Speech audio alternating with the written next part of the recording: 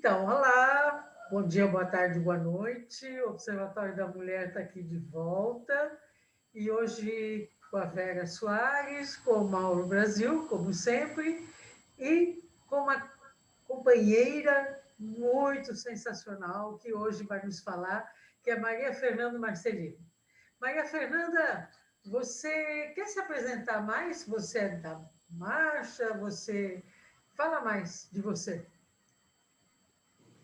Bom dia, Mauro, Raquel e Vera, que a gente já assim é muito conhecida da luta, já me parece muito íntima já. Estivemos juntas em outras reuniões ontem.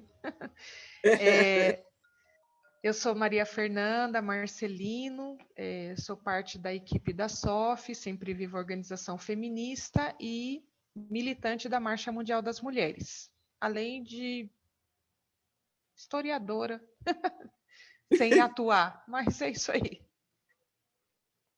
Sem atuar, não, Maria Fernanda, tá certo? Quem está no movimento está construindo história.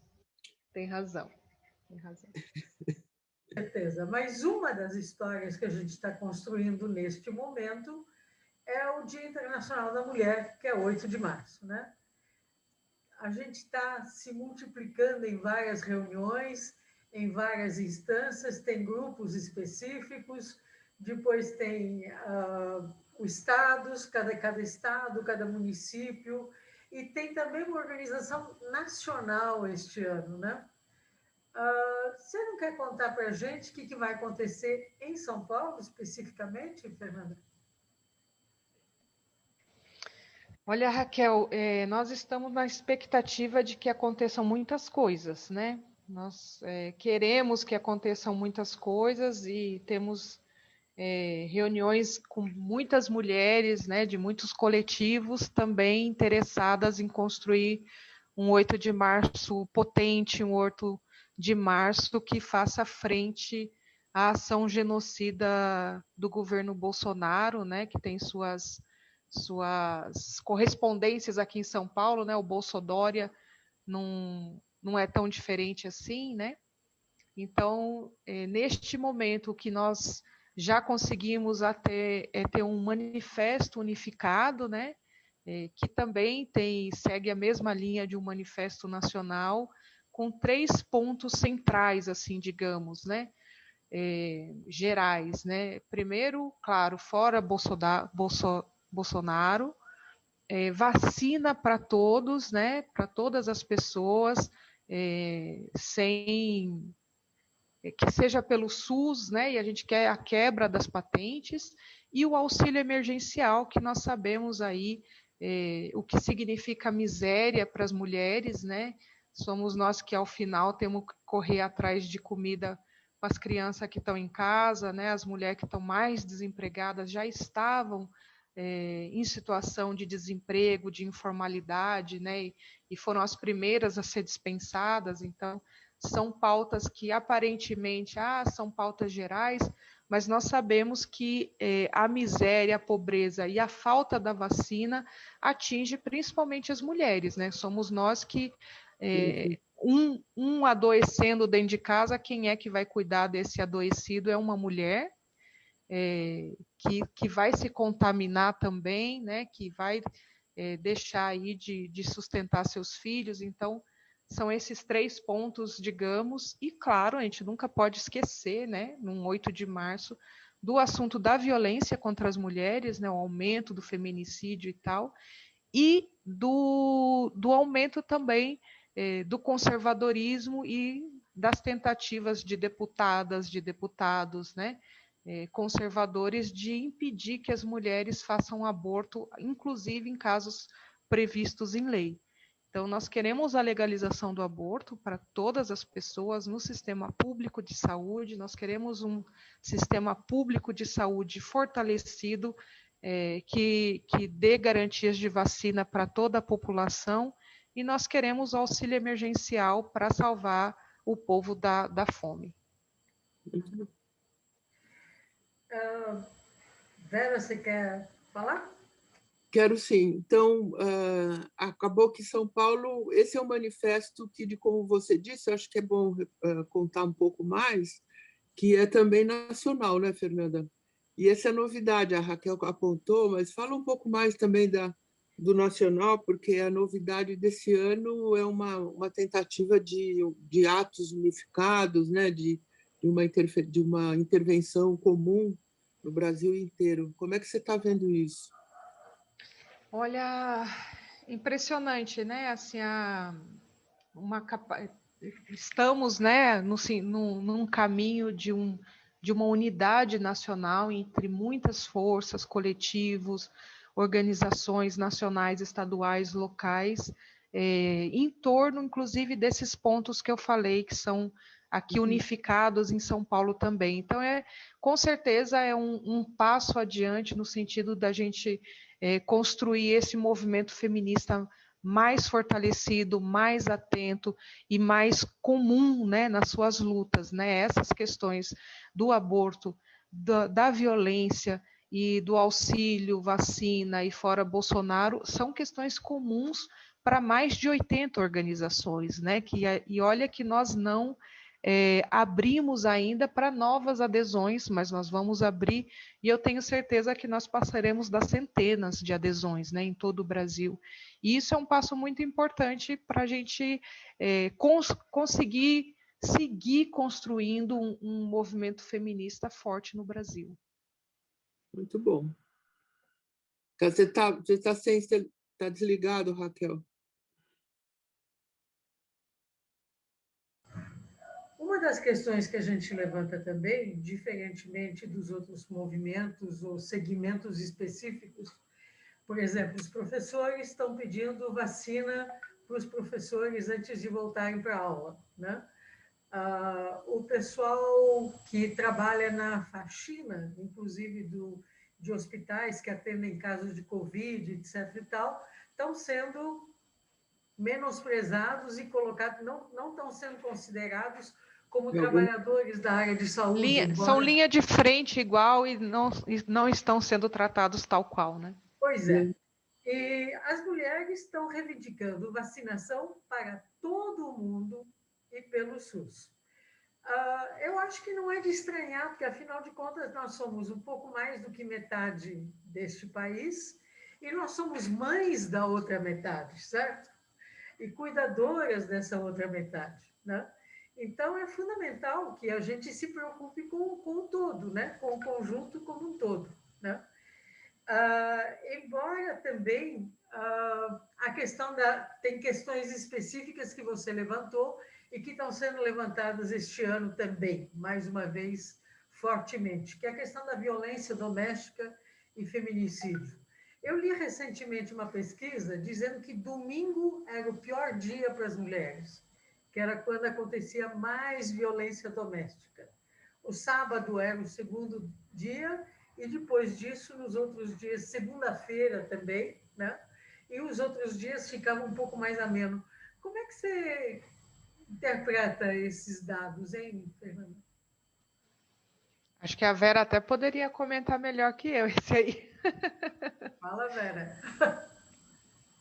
Raquel, essa discussão de que a casa é um lugar de muito perigo para as mulheres, né? Quer dizer, não devia ser um lugar que todo mundo diz que é do conforto, da acolhida, né? Para as mulheres, que aliás são as mulheres que fazem isso, mas é nesse dia que os homens estão mais em casa. E depois, antigamente, quando tinha uma estabilidade maior no emprego, quando tinha emprego mais. As pessoas tinham emprego não agora, como essa coisa que o trabalhador é um empregado de si mesmo, né, totalmente sem direitos. Então, acontecia mesmo que a segunda-feira, por exemplo, era um dia que tinha um dia muito grande de abstenção no trabalho, porque tinha o jogo no final de semana. Antigamente, os jogos eram sempre mais no final de semana e tinha uma abstenção maior. E, obviamente, você também tinha um clima para as mulheres muito ruim, crianças, né? De violência. Agora, com a pandemia, eu acho que todo dia a casa acabou ficando um lugar muito perigoso para as mulheres, né? Você não acha? que essa pesquisa reflete, de certa forma, Claro. um modo de vida anterior à pandemia, né? Exato, intensificando, né, o sofrimento das mulheres que antes enfrentavam isso no final de semana e agora enfrentam cotidianamente, né? Isso mostra para mim, assim, para a gente o quanto que o movimento feminista é importante e atual para denunciar que a opressão contra as mulheres, né, machista, às vezes racista, segue ceifando nossas vidas, né? Nossa vida do ponto de vista prático, às vezes assassinando, mas do ponto de vista também emocional, cultural, né? Afetivo, né? Você fica ali confinada, tendo que suportar, né? Situações de violência sem ter uma sociedade que condene ou que combata isso de fato, né? Não só não condena, não combate, como se beneficia disso, né?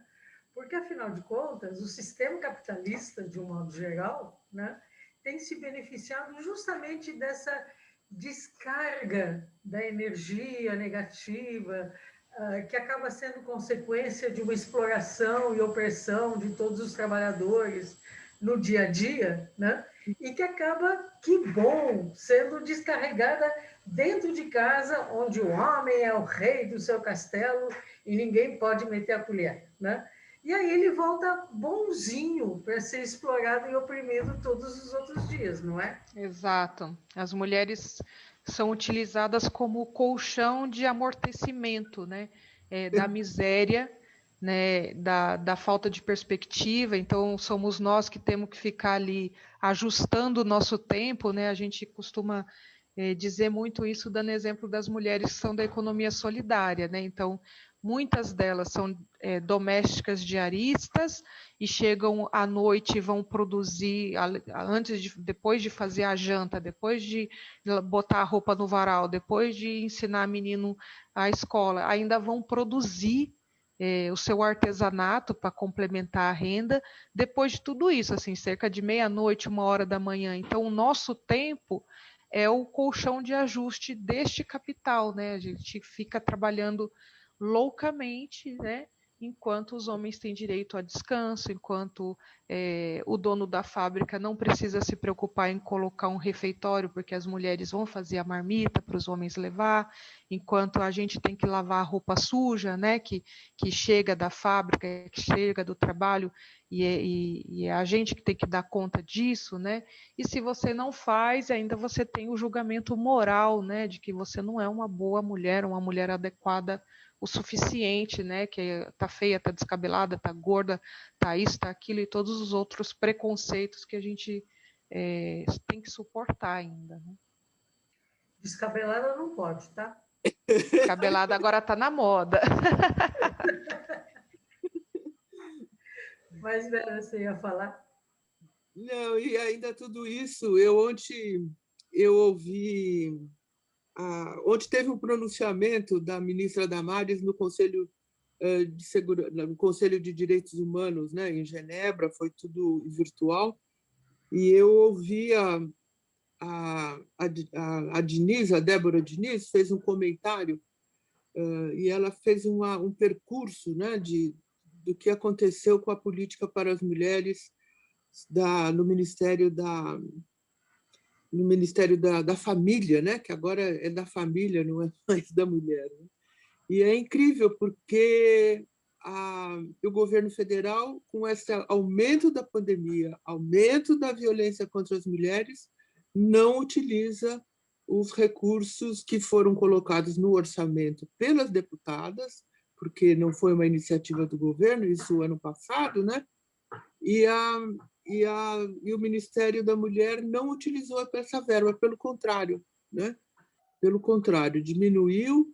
A Casa da Mulher Brasileira, por exemplo, ela não aplicou absolutamente nada, e é inacreditável, tá certo?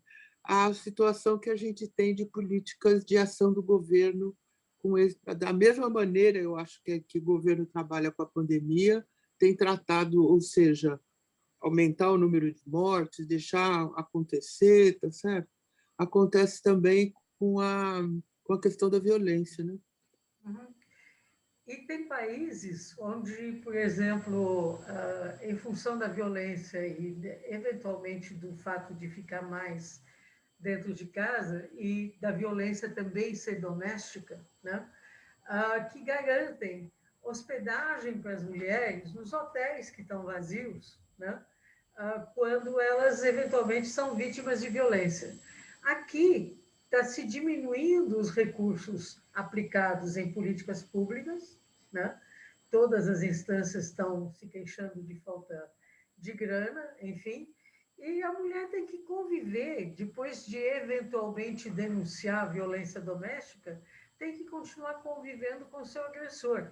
Então, isso faz com que, inclusive, esses números aumentados sejam subestimados, né? Nós provavelmente temos mais violência do que está sendo denunciado ainda, né? É. Bom, Não, com mas certeza. você Igual falou... a. Perdão, Raquel. Não, igual a subnotificação do Covid, a subnotificação da violência, porque todas Claro. nós sentimos de alguma maneira, se a gente tem medo de sair na rua, né, ou a gente é público-alvo porque somos mulher, de assalto, de violência, porque somos mulheres, porque somos mais velhas, porque estamos sozinhas, porque estamos com uma criança no bairro, então essa subnotificação, ela é brutal, né? Ela atinge a todas cotidianamente. Uhum. E Claro. você falou de aborto também, né, Fernanda? Você falou de... E o nosso governo, né, se posicionou, faz pouco tempo atrás, na última reunião da ONU, né, se posicionou primeiro se alinhando com os países muçulmanos, né, para poder cortar de vez qualquer questão relacionada à questão do aborto. Depois resolveu não votar, né, e também, o que também significa uma omissão que não fazia o menor sentido. E nós tivemos caso recente daquela que você trouxe aqui, né, da menina de 11 anos que estava sendo estuprada pelo tio e que teve que mudar de estado para poder fazer o aborto a que ela devia legalmente ter direito, né? Uau, que situação que nós estamos vivendo! Quantos direitos mais estamos perdendo? Esse é aquele tipo de exemplo que causa estarrecimento, né? Assim, porque ele é devastador, né? Você imaginar que uma criança que vinha sendo abusada, que está ali com 10 anos, gerando, né? E essa criança ser condenada a levar essa gestação à frente, botando em risco a própria vida dela, né? É uma coisa que assim é incabível, né, para qualquer mulher que tenha alguma noção, alguma sensibilidade, que tenha alguma, né, como você, eu tenho dificuldade de encontrar as palavras corretas de tão absurda que é essa situação, né? Que política de morte é essa que condena as mulheres e as crianças, né?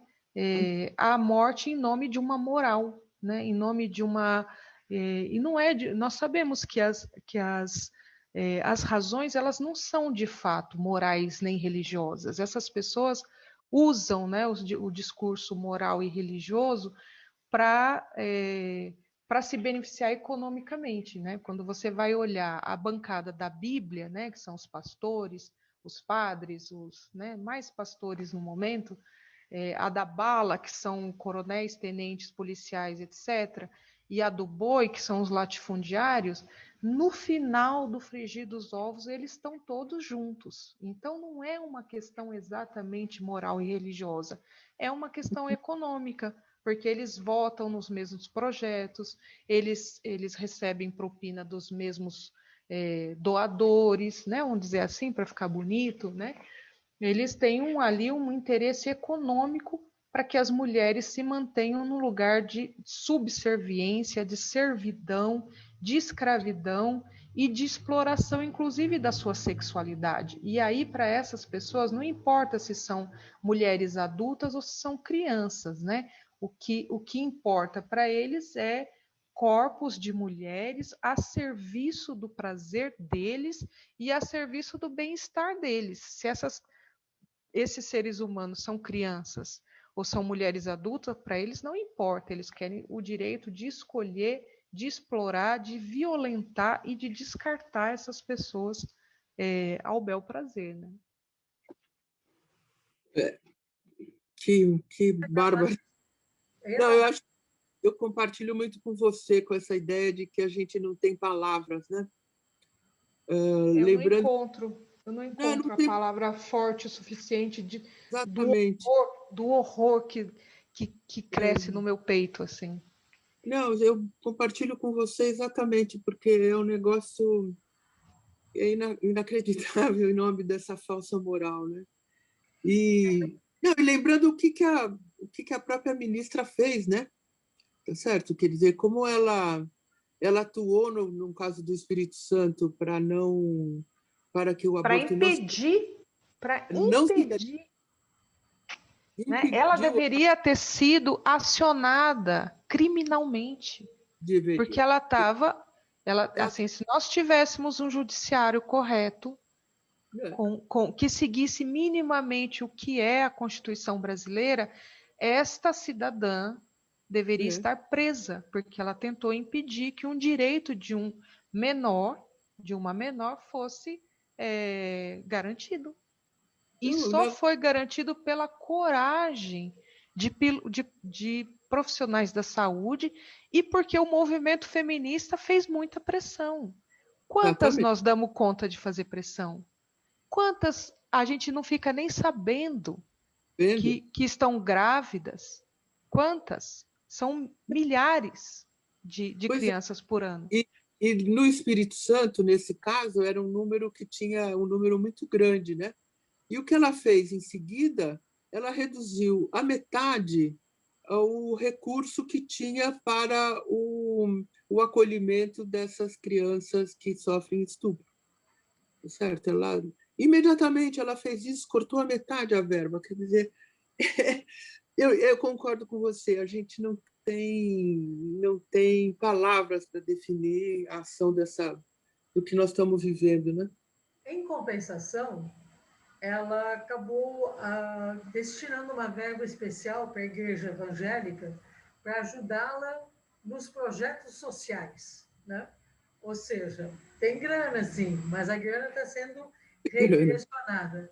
E tem outros projetos também que eu não sei em que pé que ficaram, mas os médicos que fazem, eventualmente, algum aborto, mesmo que legal, eles acabam, parece que, tendo que denunciar a polícia, né? Informar a polícia.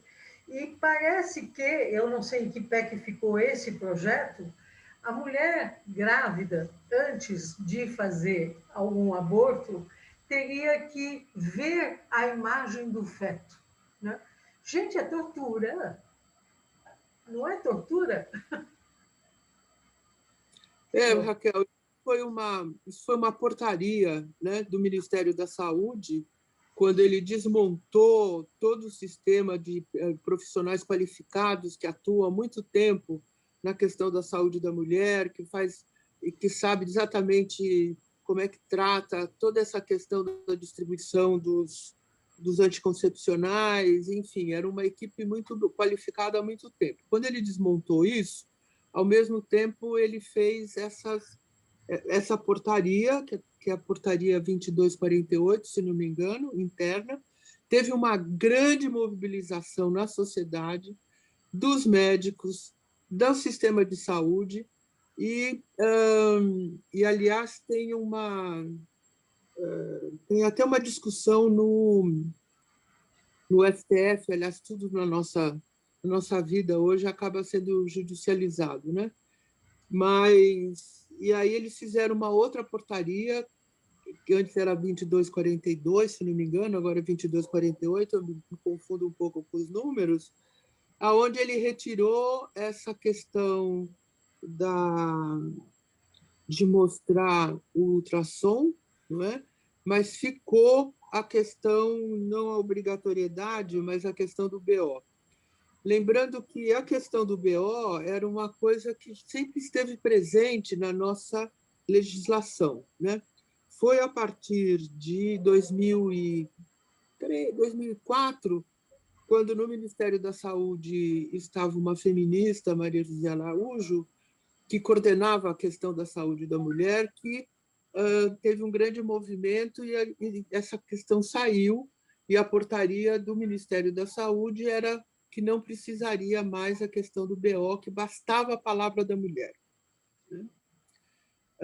Então, e essa coisa ficou, mas o mais grave disso foi como a fragilidade e o medo e a insegurança que causou em todos os profissionais de saúde que atuam nos serviços, né? Porque ficou com uma obrigatoriedade de comunicar à polícia, certo? Então, isso na outra portaria está mais suavizado, mas não adianta, ficou como uma ameaça, né? Então, hoje a gente tem uma grande fragilidade dessas profissionais e desses profissionais que atuam nos serviços, né? Aqui em São Paulo, a gente vê a importância que tem o hospital que atende, né? E, enfim, isso é uma turma que precisa, muitas vezes, receber o nosso apoio como tem tido, né? Porque acabou fragilizando muito esses profissionais. Então, e por falar em lei, a emenda constitucional número 95, que acabou congelando por 20 anos os investimentos em políticas sociais, como saúde e educação. Em pleno pandemia, gente, que coisa mais maluca, né? Quando você falou de governo genocida, eu acho que é um pouco isso, né, que você estava dizendo. Sim,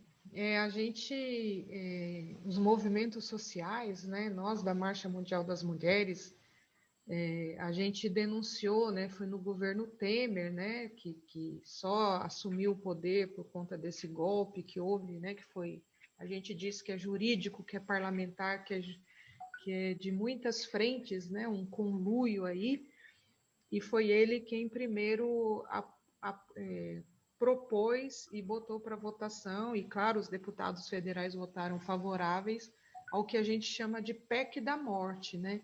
Porque significa que você não pode investir em áreas que são fundamentais, né, para a vida do povo brasileiro, que é saúde, educação e assistência. E logo em seguida nós tivemos minha mãe, que é muito católica, diz: filha, mas até as pragas do Egito foi uma de cada vez, né? Por que no Brasil é tudo junto?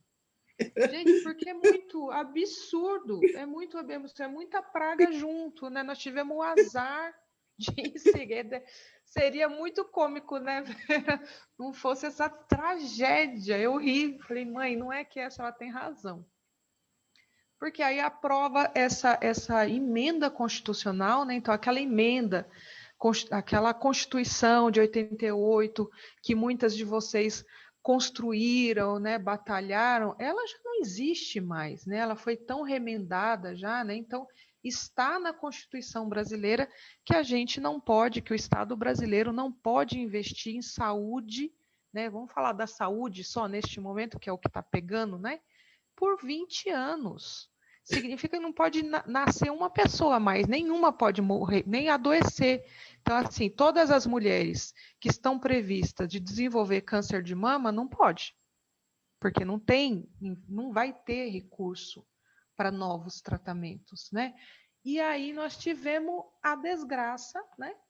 Que é a pandemia, mas em cima de outras desgraças, né? Que é a PEC, que é o enxugamento do SUS, né? Se a gente pensar o que é, né?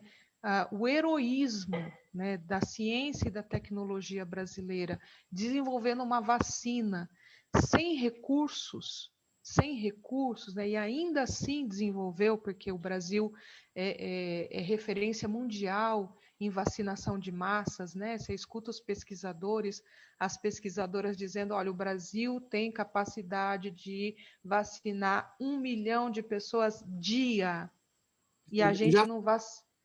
já fez, não é que tem a capacidade teórica, né? Não, Já nós fazemos anualmente isso, né? O sistema público de saúde brasileiro tem essa capacidade desenvolvida, experimentada de anos, não é de agora. E agora a gente não tem recurso para ter máscara? Olha, a notícia que chegou hoje das nossas companheiras do Amazonas é que não tem sedativo. As pessoas estão entubadas e estão sendo amarradas porque não tem sedativo. É isso que a PEC da morte está fazendo. É isso que o Bolsonaro, o Temer e todos os deputados que votaram a favor disso estão fazendo. No Amazonas, hoje, não é porque acabou o oxigênio, não. O oxigênio já é um assunto do passado. Hoje estão sendo amarradas porque não tem sedativo. Assim, eu realmente não tenho palavras, né? Porque você amanhece chorando, né? Com uma tragédia num país rico, né? Enquanto o Bolsonaro está preocupado se vai ter reforma administrativa, né? Se ele vai privatizar a Petrobras, que teria a capacidade de produzir oxigênio, produzir em um dia oxigênio para Manaus durante um ano, e ele é com isso que ele se preocupa. Então, realmente, nós estamos vivendo uma hecatombe. Diante da situação de precariedade, teve até alguns empresários que se propuseram a comprar vacina, né, para aplicar nos seus trabalhadores, né? E é um absurdo, né? Por isso que nós estamos levantando essa questão de vacina gratuita para toda a população pelo SUS, não é? Deixa eu voltar aqui para a gente estar falando do 8 de março e aproveitando, você vê a escolha, né, desse ano desses três assuntos, desses três consignas, como a Maria Fernanda nos apresentou, você viu quanto deu de conversa para a gente para falar da realidade que nós estamos vivendo, né? Aí eu pergunto, será que a gente... E nós estamos em plena pandemia e é um dilema muito grande o que a gente pode fazer com potência que tem as mulheres, o movimento feminista, em particular no 8 de março, né? Será que a gente, só agora pensando aqui, né? A gente conseguiria durante a semana, né, do 8 de março, tocar num dia, cada um dos dias, aprofundar cada um desses temas, fazendo alguma atividade? Sei, você vê como a gente conversou, como tem importância os temas que foram escolhidos para esse 8 de março, né? E condensado num manifesto que não pode ser muito grande, né? Então, eu acho que a gente não sei, exigiria da gente uma atividade com cada um desses temas, né? Claro, o feminismo tem capacidade de discutir sobre tudo, né? Nós temos essa habilidade, porque, de fato, quem defende a vida somos nós, né? Somos nós, mulheres feministas, né? Os antidireitos se dizem defensores da vida, mas, na real, como a gente vê no exemplo da Damares, eles defendem, eles praticam a morte, né? Eles, ao cortar verbas, né? Ao diminuir investimento, ao perseguir, criminalizar, impedir que a justiça atue, elas e eles estão, na verdade, praticando a morte, né? E eu acho que essa ideia da Vera é muito, muito importante. Eu acho que a gente não precisa se desesperar de fazer rapidamente no dia 8, mas podemos fazer um mês de debates, um debate ou dois por semana, que são debates fundamentais para a gente. Eu acho que é uma ideia muito forte, muito importante, sim, com certeza. Ou talvez, e também talvez fazer alguma, não sei, não coisa massiva na rua, porque eu acho que hoje a situação da pandemia aqui em São Paulo não nos permite, tá certo? Porque também não tivemos nem aqui em São Paulo os cuidados em relação a essa pandemia. Se abriu tudo, fechou escola, mas fechou parque, agora está uma confusão danada, né? Mas talvez algumas atividades simbólicas, não sei. Eu sinto falta de que talvez a gente, bom, não sei, alguma coisa cultural, né, com pouca gente, simbólica, mostrando que é uma atividade de morte, né? Uma ação de morte. Né? Uma das questões que eu achei que me impressionou muito quando eu ouvi a Sônia Guajajara, na mesa que a gente apresentou no Fórum Social Mundial, e eu depois vi replicado em outros meios de imprensa alternativa, né? A situação dos indígenas está sendo muito complicada. E eu acho que merecia talvez um espaço especial para a gente discutir. Porque o Bolsonaro começou dizendo que no governo dele não ia ter delimitação de nenhum território indígena. E ele diz agora que só tem vacina para os índios que estão em território delimitado, né? Então, nós temos índios em situação urbana, nós temos índios em terras deles. Claro, não aldeados, né? E ainda por cima tem as fake news que estão chegando nas aldeias, dizendo que tem um chip dentro da vacina que é para explodir o indígena depois. Ou então que é a vacina do Bolsonaro, ou então tem pastores dizendo que Deus foi quem mandou essa doença para acabar com os maus e ficar só com os bons, né? Enfim, na verdade, as lideranças indígenas batalharam para que todos eles passassem a ser, inclusive, grupo de risco, porque eles sofrem, parece que, 7 vezes mais risco de vida quando contraem a doença do que os outros, né? Então, realmente são um grupo de risco e já tiveram submetidos a várias outras pandemias, desde sarampo, coisas que, no caso da gente, eventualmente tem vacina, ou eventualmente a gente gripe, por exemplo, e que no caso deles é absolutamente chocante. Então, eu acho que talvez merecesse também, num desses dias que a Vera propôs, uma discussão sobre a situação dos indígenas nossos, né? Certeza. Esse é um dos pontos que aqui em São Paulo nós resolvemos dar bastante destaque, né, na situação da população indígena, porque indígenas não aldeados não estão sendo vacinados. Então, é a história da invasão no Brasil, né, de que a população branca contamina, né, a população indígena se repete na atualidade, né, o extermínio ele se mantém, ele avança, mas também porque o Dória, né, ele acabou de destruir as empresas estaduais, inclusive o ITESP, né, que cuidava de demarcação de terra quilombola, que tinha as casas de agricultura que dava assistência técnica, né, acabou com o CDHU, né, que para as mulheres urbanas é uma questão fundamental, a moradia, né. Então, esse avanço e o extermínio, ele é comandado pelo Bolsonaro, mas ele tem a sua versão paulista que tal e qual avança sobre a população indígena com ferocidade, né? Eu acho super importante que a gente dê essa ênfase à questão indígena e, retomando ontem o que eu ouvi do pronunciamento da ministra, né? Ela teve a cara de pau de falar para as nações de que o Brasil cuida dos indígenas e vacinou todos os indígenas, certo? Que tem programa de proteção. Gente, era... E a mentira em uma escala, né? Que você não tem. A escala ela é elevada à enésima potência, né? Uma coisa absurda.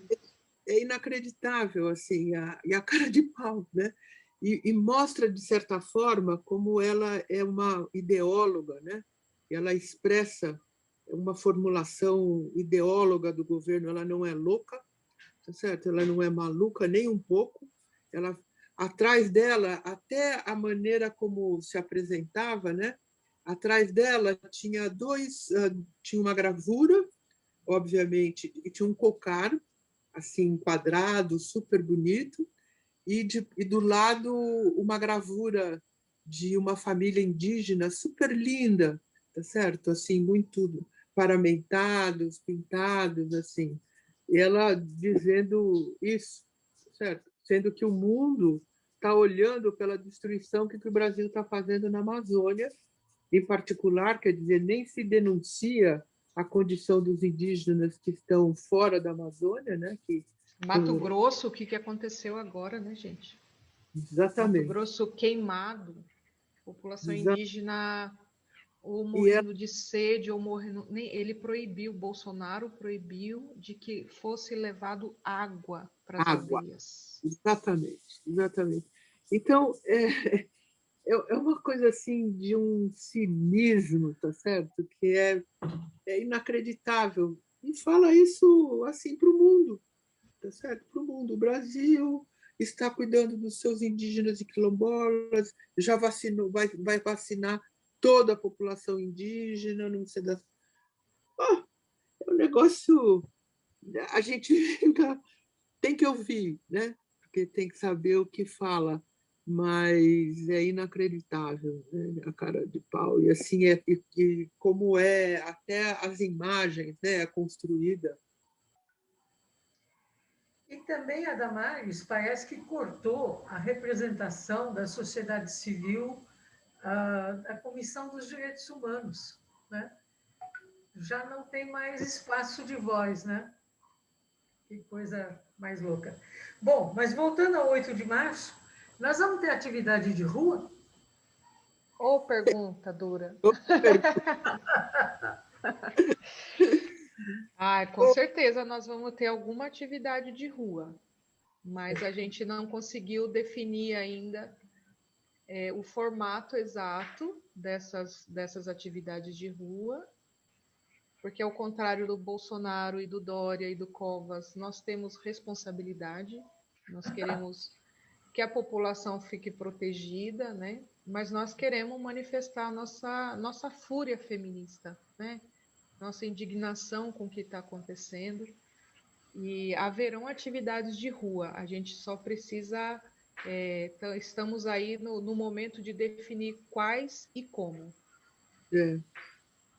Seria muito bacana, né, Fernanda, se a gente conseguisse fazer em cada cantinho dessa cidade uma atividade potente, né, mostrar nossa com todo o cuidado, porque aí evita aglomeração, que é esse o problema, né?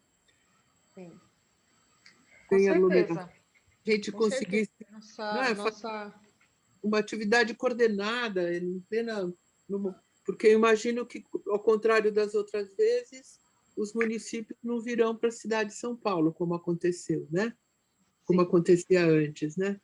Sim. Mas na cidade a gente tem um movimento, um movimento tão importante, tão acontecendo em tantos lugares, se a gente conseguisse, não sei, né?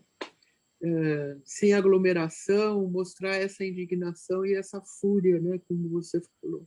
Não sei. Sim. Então, estamos aí pensando. Oi? Estamos aí pensando, né? Desculpa, Raquel. Tá. Para além do 8 de março, nós também vamos ter uma manifestação no dia 14 de março, né? Que é o dia da morte da Marielle, que já aconteceu em anos anteriores, que ainda não tem nenhum indício, nenhum culpado, nem absolutamente nada, né? Embora, teoricamente, todo mundo esteja pesquisando e procurando e haja indícios, né? Mas, enfim, nós temos uma programação que começa no dia 8 de março. Aliás, tradicionalmente, todas as mobilizações começam no dia 8 de março. Acontece que nesse último fim de semana já começou a carreata, fora Bolsonaro, e antecipando-se, talvez abrindo um pouco caminho para a gente e daqui para frente vamos ver como é que a gente consegue fazer para mudar a situação, porque está terrível, né, gente? Sim. Na verdade, já houveram, acho que duas carreatas, né? Já estamos aí com muitas atividades, inclusive o Movimento Negro fez umas ações também que, para além de carreata, né, eles fecharam rodovias exigindo o auxílio emergencial. Então, a abertura dos atos no Brasil este ano foram antecipadas pela miséria, pela fome que o Brasil foi colocado nos últimos anos, né?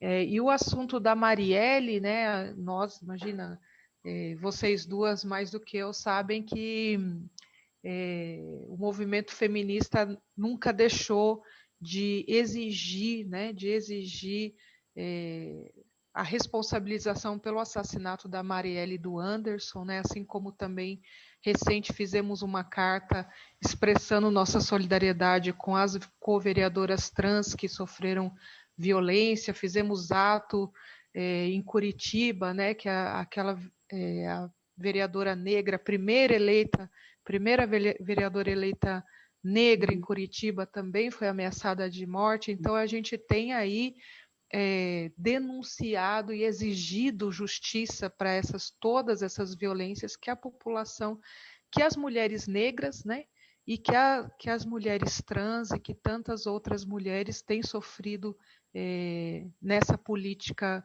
de morte que a gente tem reafirmado diariamente, né? Nós queremos uma política para a vida, uma economia para a vida, uma justiça, né?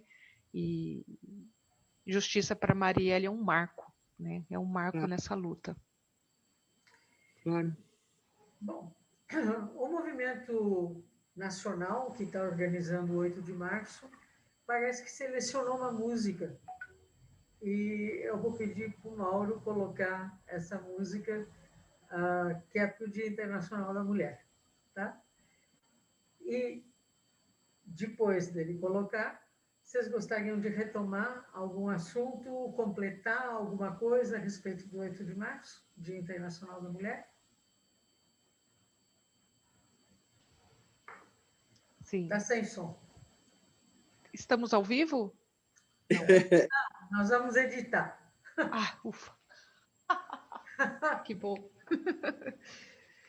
Não sei, eu falo demais. Eu ligo o play. Não, eu acho que talvez convocar as mulheres a se manifestar, né, a fazer ações nas redes, ou fazer ações nas ruas, né, fazer uma decoração urbana aí perto da sua casa. Eu acho que são coisas importantes. Fundamental. Vera? Eu acho também isso, que a gente gostaria de estar muito, aliás, vou estar muito junto nessa construção de que eu acho que a gente tem que se manifestar em todos os lugares onde a gente está. Eu, por exemplo, moro aqui em Pinheiros e espero que a gente consiga juntar as pessoas aqui da Zona Oeste, no Largo da Batata, e fazer alguma atividade para mostrar a nossa indignação e a nossa potência, né, enquanto condição de transformar a sociedade, né? Perfeito. Gente boa, nós vamos ficando por aqui, nos despedindo, por favor. Fernanda, você quer se despedir? Depois a gente faz um tour. Sim, agradeço o convite, Raquel, Mauro. É sempre um prazer debater com vocês. Eu me impressiono com a Raquel, com o que traz os temas assim com uma leveza, adoro.